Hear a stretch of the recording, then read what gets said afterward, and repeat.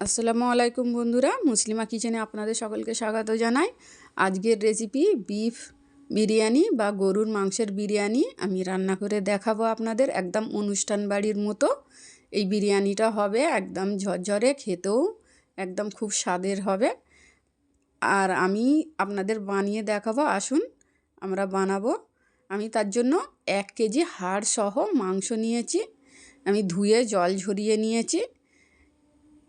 এইভাবে আমি বড় বড় পিস রেখেছি, একটু মোটা বড় পিস রাখতে হবে। আমি প্রেসার কুকারে রান্না করব তাই এমন রেখেছি। আপনারা চাইলে একটু ছোট করতে পারেন, যদি কড়াইতে বা হাঁড়িতে করেন। তাতে একটু পেঁপে পেস্ট করে বানিয়ে দেবেন, তাহলে তাড়াতাড়ি সিদ্ধ হয়ে যাবে। আমি এবার চাল নিয়েছি, 1 কেজি বাসমতি চাল নিয়েছি। এটা আমি পরিমাণ মতো জল দিয়ে ভালোভাবে হালকা হাতে পরিষ্কার করে ধুয়ে 1 ঘন্টার জন্য আমি ঢাকা দিয়ে রাখবো। চালটা কিন্তু হালকা হাতেই ধোবেন, বেশি ঘষে ধোবেন না, তাহলে চালটা ভেঙে যাবে। এভাবে ধুয়ে আমি এবার রেখে দিলাম। একটা প্রেসার কুকারে আমি 150 ml তেল দেবো, দিয়ে তাতে দুটো মিডিয়াম পেঁয়াজ কুচি দিয়ে লাইট পিঙ্ক কালার করা হয়ে গেলে আমি দুটো তেজপাতা, 10টার মতো গোলমরিচ, 4টে এলাচ, 4টে লবঙ্গ আর একটা দারুচিনি 1 ইঞ্চ দিয়ে আমি একটা সুন্দর গন্ধ বেরোবে ততক্ষণ পর্যন্ত ভেজে নেব।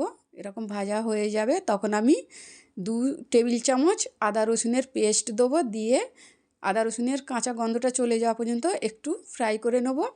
লাইট ব্রাউন কালার হবে, তাতে এবার মাংসটা দিয়ে দেব। মাংসটা দিয়ে আমি লো ফ্লেমে 1 মিনিটের জন্য এরকম ভুনে নেব। 1 মিনিট এরকম ভুনে নিতে হবে, কাঁচা গন্ধটা চলে যাবে মাংসের। 1 মিনিট হয়ে গেলে তাতে আমি 2 চামচ ঝালের জন্য লাল লঙ্কার গুঁড়ো দেবো, 2 চামচ নুন দেবো। নুনটা আপনারা আপনাদের টেস্ট অনুযায়ী দেবেন। এবারে আবারও লো ফ্লেমে 1 মিনিটের জন্য আবারও ভুনে নেব মশলার সঙ্গে। এবারে আমি একটু জল দিলাম। আমি আদা রসুনের পেস্ট বানিয়েছিলাম মিক্সিং জারে, মিক্সিং জারটা ধুয়ে একটু জল দিলাম। এরকম দুবার অল্প অল্প জল দিয়ে কষিয়ে নেব। কষানো হয়ে গেলে তাতে আমি 1/2 চামচ জিরের গুঁড়ো আর 1/2 চামচ গরম মশলা দিয়েছি। গরম মশলাটা এই পর্যায়ে দেবেন। আর এবারে আমি লো ফ্লেম করে দিয়ে টক দই 100 গ্রাম টক দই দিয়েছি, দিয়ে ভালোভাবে মাংসের সঙ্গে মিশিয়ে নেব। মাংসের সঙ্গে মিশে গেছে, এবার গ্যাসের ফ্লেমটা হাই করে দিয়ে দেখুন অনেকটা দই থেকে জল ছেড়েছে। এবারে আমি কষিয়ে নিলাম, এই জলটাও শুকিয়ে নিয়েছি। শুকানো হয়ে গেলে এইভাবে কষিয়ে নিতে হবে, তেলটা ছেড়ে ছেড়ে উপরে ভেসে যাবে। সেই পর্যায়ে ভাবতে হবে যে মাংসটা কষানো হয়ে গেছে। এবার আমি 1 লিটার জল দিয়ে সিদ্ধ করতে দেবো, 10টা সিটি দেবো।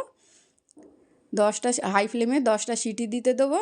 এই পাশে আমি ভাতের জন্য জল বসিয়েছি, তাতে 2টো তেজপাতা, 4টে লং, 4টে এলাচ, 1 ইঞ্চ দারুচিনি আর 2 চামচ সাদা তেল, একটা লেবুর অর্ধেক লেবুর রস দিয়েছি, লেবুর রসটা অবশ্যই দেবে।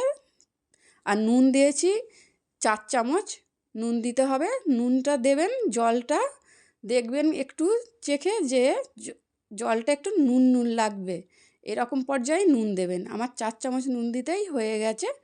এবারে চালটা আমি দিয়ে দিলাম, জলটা ফুটে 5 মিনিট ফুটে যাওয়ার পরে জলটা ফুটে যেতে আমি চালটা দিয়ে হাই ফ্লেমে করে দেবো। আবার ভাতটা যখন ফুটে যাবে তার 2-3 মিনিট ফোটার পর আমি ভাতের ফ্যান ফেলে দেব। এবারে আমার মাংসটাও হয়ে গেছে প্রায়। আবারও আমি 2টো সিটি দেবো। 1/2 চামচ গরম মশলা আবারও দিয়েছি, আর 1/2 চামচ গোটা বিরিয়ানির মশলা আমি গুঁড়িয়ে রেখেছি বাড়িতে, সেই মশলা 1 চামচ দিয়েছি। দিয়ে আবারও 2টো আমি সিটি দিতে দিলাম। এখানে ভাতটাও হয়ে গেছে একদম সুন্দর। আমি 90% কুক করব, তাই 90% হয়ে গেছে। এবারে ভাতের ফ্যানটা ফেলে দেব। এবারে আমি 7টা 8টা আলু নিয়েছি, তাতে 2টো তেজপাতা, 2 চিমটি ফুড কালার দিয়েছি, আর 1/2 চামচ নুন দিয়েছি, 4 চামচের 1/2 চামচ নুন দিয়েছি। সিদ্ধ করতে দেবো লো ফ্লেমে। এপাশে দেখুন আমার মাংসটাও রান্না হয়ে গেছে। আবারও আমি ওই বিরিয়ানির মশলা 1 চামচ দিয়ে দিলাম। উপরে ওইটা তেল ভাসছে, কিন্তু মাংসটা একদম কষা কষা হয়ে গেছে। এরকমই পর্যায়ে রাখতে হবে, ভাতের জন্য আবার মশলাটা টানবে। এবারে আমি 1 কাপ জল নিয়েছি, গরম জল করে নিয়েছি, তাতে 1 চামচ পাউডার দুধ দিয়েছি, 2 চিমটি ফুড কালার দিয়েছি, আপনারা চাইলে কেশরও দিতে পারেন। আমি 1 চামচ গোলাপ জল, 1 চামচ কেওড়া জল দিয়েছি। দিয়ে তাতে আবারও আমি ওই গোটা বিরিয়ানির মশলা গুঁড়োনো যে আমার আছে তা থেকে আবারও 1 চামচ দিয়ে দিলাম। এইটা একটা খুব স্পেশাল মশলা আছে, কিন্তু দিলে খুব স্বাদ হবে। আমি ঢাকা দিয়ে রেখে দিলাম।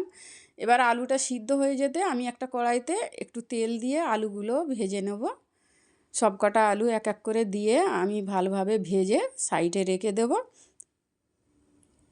এবার একটা আমি এরকম বড় এরকম ছড়ানো হাঁড়ি নিতে হবে। আপনারা চাইলে ডেকচি বা কোনো কিছু পাত্র নিতে পারেন, কিন্তু এরকম ছড়ানো হবে। একটু ঘি লাগিয়ে দিয়েছিলাম প্রথমে হাঁড়িতে, তারপর কিছু চাল দিয়ে তার উপর কিছুটা মাংস দিয়েছি, তারপর আবারও কিছুটা ভাত দিয়ে দিয়েছি, এরকম হাত দিয়ে ছড়িয়ে দিয়েছি। এবার আলুটাও এরকম ছড়িয়ে দিলাম, দিয়ে আবার বাকি মাংসটাও সবটাই দিয়ে দেবো। এইভাবে অতটাই গ্রেভি থাকলে তাহলে এই ভাতে ঠিক একদম মাপে হয়ে যাবে বিরিয়ানিটা, একদম যতটা আমার ঝরঝরে একদম দরকার, টেন একদম খেতে লাগবেই এরকম হবে। এবারে আমি বাকি চালটাও এরকম দিয়ে দিয়েছি, আমি এরকম লেয়ার করে দিচ্ছি, আপনারা চাইলে একবারেই দিয়ে দিতে পারেন। আমি এইভাবে লেয়ার করে দিচ্ছি যাতে সুন্দরভাবে মাংস ভাত মিশে যায়, সেই জন্য এভাবে ছড়িয়ে দিলাম। এবারে আমি ওই মিশ্রণটা এরকমভাবে ছড়িয়ে দিয়ে দেব। এইভাবে গোল করে ছড়িয়ে দিতে হবে, একদম এক জায়গায় দেবেন না, এরকম গোল করে ছড়িয়ে দেবেন।